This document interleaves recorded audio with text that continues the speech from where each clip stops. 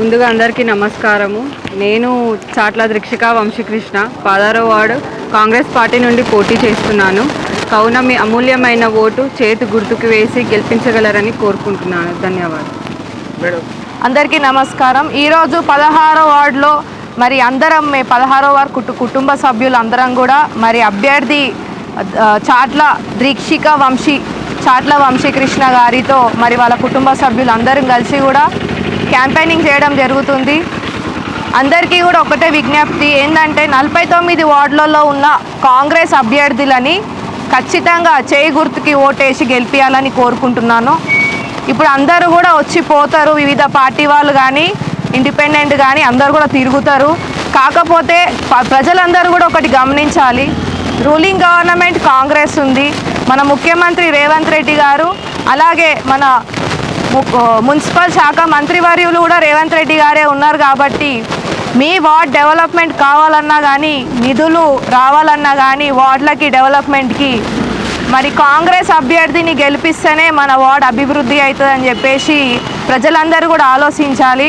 ఎందుకంటే మనం ఓటేసే అభ్యర్థి ఎప్పుడైనా కానీ మనకు అందుబాటులో ఉండే అభ్యర్థిని, అలాగే మన వార్డ్ డెవలప్మెంట్ చేసుకునే అభ్యర్థిని మనము సెలెక్ట్ చేసుకోవాలని చెప్పి కోరుతున్నాను. ఇప్పటికీ కూడా నాకు చాలా కంప్లైంట్స్ వస్తున్నాయి వివిధ వార్డులలో నుంచి. ఎక్కడైతే అపోజిషన్లో ఉన్న పార్టీ వాళ్ళ వార్డులలో నిన్న కూడా వెళ్ళడం జరిగింది, ఎక్కడ కూడా అభివృద్ధి జరగలేదు. మీరు అభివృద్ధి జరగలేదు అని చెప్పేసి మాకు చెప్తున్నారు కాబట్టి అలానే మీరు అర్థం చేసుకోవాలి. అభివృద్ధి జరిగిన కాడ మీరు ఎందుకు క్వశ్చన్ చేస్తారు?